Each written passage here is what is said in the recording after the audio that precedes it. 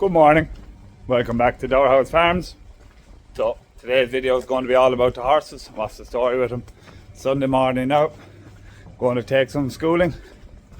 Going to just school them at home here myself because they're going away schooling for a big school tomorrow. So put Ash in the walker now. Harriet's going to ride out with me, so man Asheen.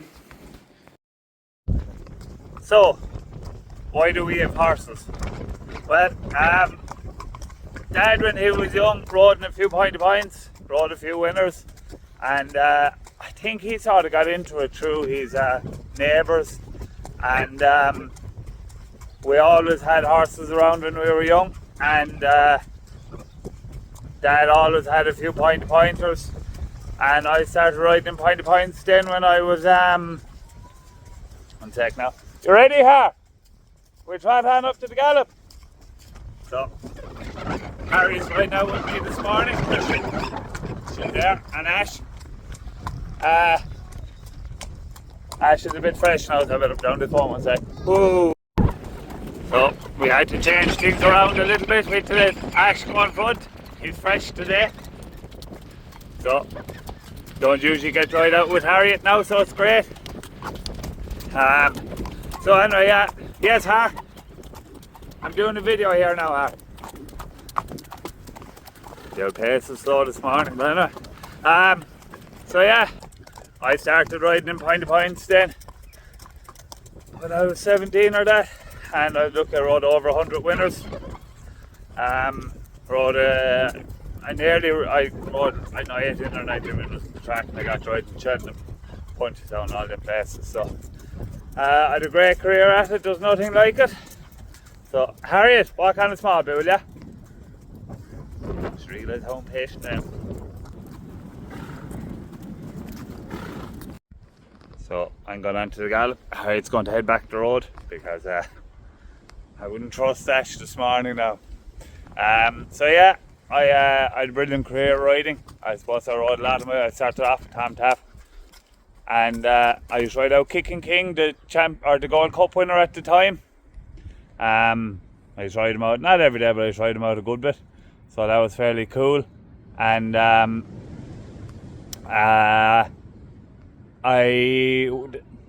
when I started pointing, I sort of was riding more for Owen Doyle and Terence O'Brien were my two main trainers. So I rode a lot of winners for both of them. The old small. Oh, don't fall in the puddle! Oh, well done. Oh, he's going to sit down, pick him up quick. So yeah, I rode a lot of winners for. Sorry, I'm going backwards and forwards here a lot now. But anyway, such as Dowerhouse Farms, I rode a lot of winners for Terence O'Brien and Owen Doyle, and a lot of other people. Rode a lot of winners for Dad, and who else did I ride? Micheál Griffin. Micheál and Colm Griffin. Micheál Griffin, I suppose more so than anyone, was very instrumental in my racing career. They gave me my very first ride on a mare called Be My Granny. And oh jeez, I'm going to get run away with now. So I've my canter done now. Harriet's going to give me a lead down over the fences. You're going to give me a lead over the fences, Harriet? You will. No, I don't think so. She's only 4, so maybe in about 6 years' time, she'll be old enough then. Ash is about 30, so I definitely think he wouldn't be up for it. So anyway, yeah, I had my first ride in a mare called Be My Granny in Drummahan. And Harriet, stay off the tape. Watch where you're going.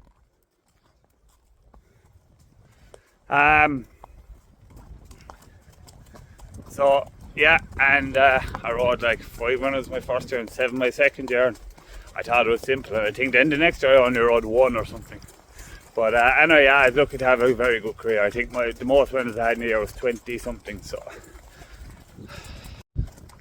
So I had a lot of injuries when I was riding. I broke both my collarbones 3 times each. I broke my tibia and fibula one day. Oh, that was rotten. I broke vertebrae twice, broke my jaw. So the second time I broke vertebrae, I said, no, this is it. I think it was the year before we got married. And I just said, right, job done. And to be honest, I never missed it. People ask me, do I miss it? I never missed it a day. My biggest struggle with riding was my weight. I'm 6'1". I'm about 14 stone now, I suppose. And I wouldn't say there's too much pudge on me. And I was 11 stone when I was riding, or less even, 10 maybe. So I gave a lot of time sitting in saunas, and I was basically on a diet from when I was 16 to when I was 31 or 2. So that was one of the main drivers with giving it up. And look, I was gone bored to farming in a big way, and we're starting to grow the farm here at home. And the farm was fairly dependent on me being around, not walking around in a body cast or on crutches or with an armless thing or whatever. So really enjoyed it. It was there's nothing will ever top the adrenaline of going down over the last 2 fences there, besides long and low. Couldn't beat it. So I'm just walking off to the schooling strip here. I'm going to give this lad a pop. They're going off schooling tomorrow. I won't be schooling now tomorrow, but because I wouldn't be fit enough anymore. But I'll just give him a pop here up over our own fences now, get him going. And this is a 4-year-old Mount Nelson. Blazing Nelson is his name. He won really nice run last year. He was 4th, and we think the world of him. So he was very green last year. We just wanted to give him a run, sort of sharpen him up a bit, and we didn't expect him to run as well as he did, even though he was working well. But yeah, he's a lovely horse. So this is our schooling strip. That is just after giving it a run in the Harrow. 1 sec now.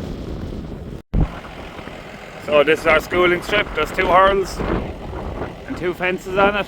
That is after harrowing it there now. It's nothing fancy. We redid the gallop there 4 or 5 years ago. And we just the old sand we took off it, we put it up here and made up these fences ourselves. So it does fine for our job. This lad isn't going to get too flustered about the whole situation anyway. It's amazing. 4-year-olds nowadays are like handicappers. Like even when I started riding, schooling was starting to get very big, but like nowadays, like I was in Boolty yesterday, and however many runners were in the 4-year-old. They went down to it, and not one of them touched the twig. Not a twig down to the first. Like they're so professional, and you have to have that way, because that's the like if you have really professional first day out, they'll enjoy their first run and they'll improve from it.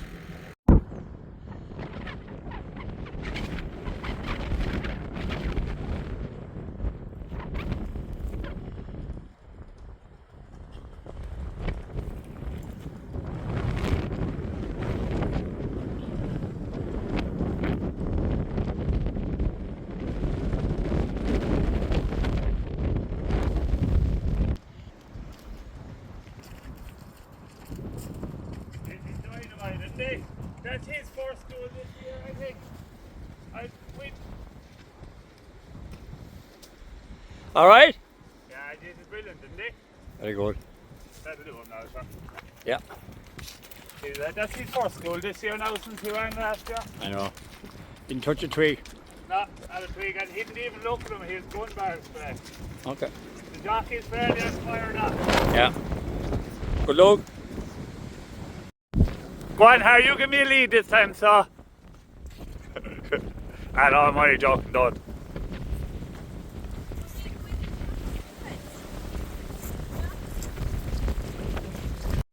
We've 3 generations out this lot now.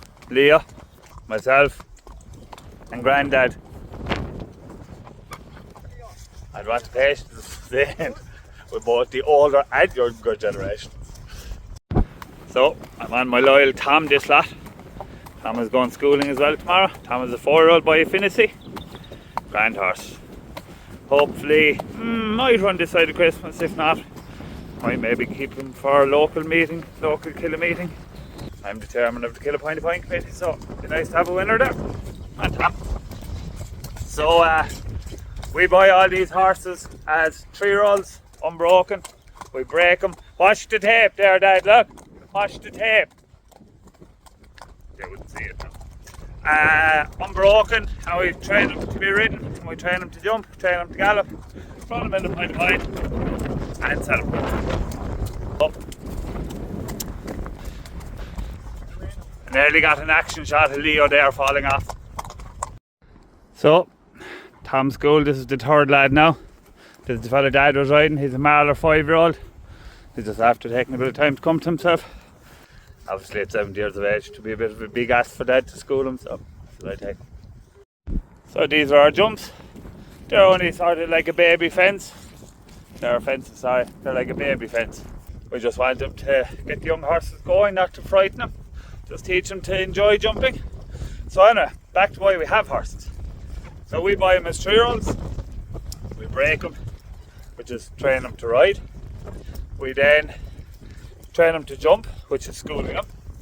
And then we train them to gallop, which is working them. So, it's starting to rain me now, oh God. We buy them in June as 3-year-olds, and the earliest they can run then is February as 4-year-olds. So every horse's birthday is on the 1st of January. So on the new year they become a year older automatically. So on the 3rd of, or the first week of February is the first opportunity to run 4-year-olds. But it takes a special type of horse to make that date. We have had runners early with a couple of runners, like say the Mount Nelson, the first fella I schooled, ran in the spring last year, but this fella now has taken an extra year. So it's just, so all horses are different, like all humans are different, and you just have to give them a bit of time. So we hope to run them once, then get them into the frame, get them into first 3, show that they have ability, and leave them on to the next man. We sell them then at one of the horse and training sales, be it Cheltenham, Doncaster, Aintree, Punchestown, etc., and hope to have a profit on them. But look, to be honest, at this stage now, it's the market has gone tough, so it's nearly a hobby.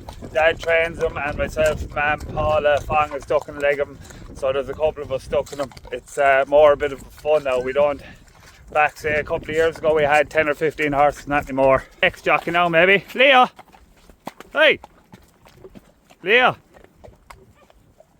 Are you going to be a jockey? We have a bit of an issue with Leo. He only likes to put one hand on the rein and hold the stick with the other hand.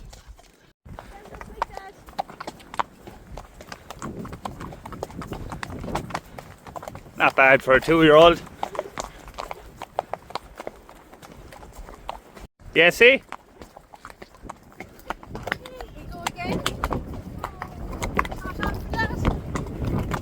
Yeah, see? What?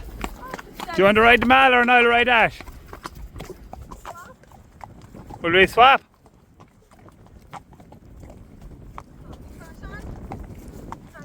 Go on, do your rising trot.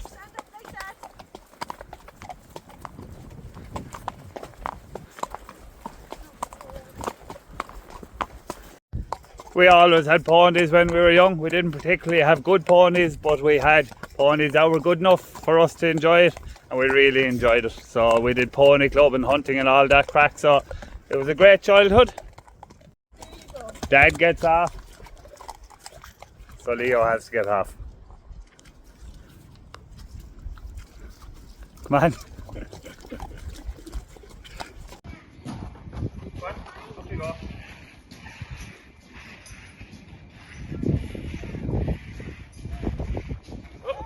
Oh God, you're falling a lot these days. Now, come on out.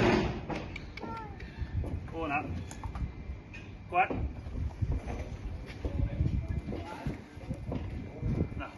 2 hands on the reins. 2 hands on the reins, are you like a jockey? What? Now, one off the map. What, Ash?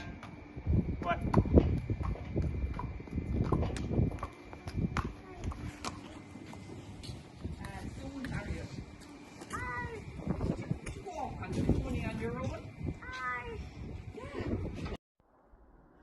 Another first for Dower House Farms. Good morning, welcome back to Dower House Farms. Never had that twice in one video before. So it's Monday morning now, early. I'm just get a couple of mixes done now before we go off schooling, because I'll be gone then for the rest of the day. I have a few meetings, so let's get at it. One point of note also, I was just watching what I recorded there yesterday.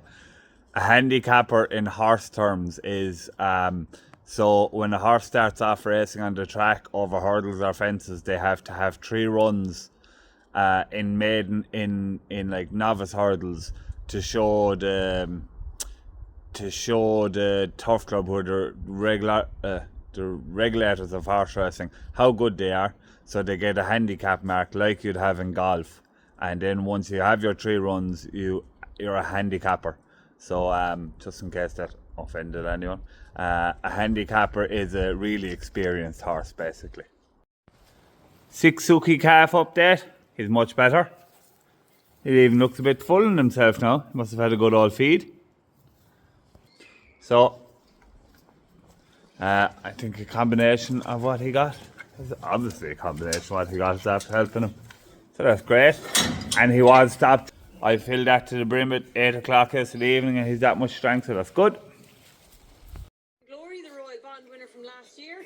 He is known to be a little bit tricky in the preliminaries, so no surprise there's no rug on him. They're not going to be messing about when Jack Kennedy goes to get the leg up, but he's a big horse. He was a pointer for Pat Collins down in Dower House, so he has more experience in this sphere than you appreciate, and I think he's the one they all have to beat. But watch his temperament, he's a little bit fractious. Behind is number 6. So that clip there was probably the best horse we've sold, Farron Glory. He ran in a grade 2 novice chase in Punchestown yesterday. He won a grade 1 hurl last year for Gordon Elliott and Earl's family. He finished second yesterday. He ran very well, so I actually forgot to record the finish of it. But yeah, it's when we sell horses, obviously when we go over to the sales, be it myself or Dad or whoever's at the sales, and we're selling a horse, all the individual vendors will come and look around, and you know, you can't oversell your horse, because it's a small community, and it's like every time we go to the sales, like 80% of the people looking at the horses are at every sale and look at your horse every time. So if you're overselling your horses and telling them that every horse is a grade 1 horse, they won't believe you. And it's a lot of it's done on trust. These owners and trainers and agents, they're quite happy to pay the market value for a really good horse. So if you have a potentially grade 1 horse, they have no problem giving 300,000 or 400,000 for him. But they don't want to be given 300,000 or 400,000 for say a grade 1 horse is a 160 rated horse. They don't want to be given that big money for 130 rated horses, and understandably so. So look, there's a lot of trust. It's the same. There's a lot of trust involved when it comes to the selling of them. So and if you're trustworthy, your time will come and you will get the big touch. So like when we buy our horses, basically their value, when we buy them, they're costing sort of anywhere between 10 and 40,000. So then when you sell them, you're hoping to get anywhere from 40 to look, as I said, 300,000 or 400,000, but that rarely happens. But it can happen. It happens maybe 10 horses a year out of Point of Points. So look, you're realistically you're talking 30,000 to 100,000, which is good. And you say, oh my God, that's some profit. But obviously, not every horse makes it to the races. Not every horse is good enough to win. So look, we're hoping if we buy 3 or 4 horses a year, that come the end of the year, we'll have at least broke even maybe have a little bit of money to have for some fun, but that's sort of what it is. It's and then on the off chance that you do get a really good one and you get a really big touch, well and good. That's the dream. Horses are all about selling a dream, and that's it in a nutshell. So it's not like it's a side business for Dad training the horses outside of the farm, and I love, like, whereas I don't ride out anywhere near as much as I used to, I still love riding out, and you know, there sometimes when you get stressed with the farm or stressed with precision pastures or whatever the case is, I can go up there and ride out and forget about it all. So right, I better get on and do a bit of feeding. We'll touch in now again when we're schooling the horses later on.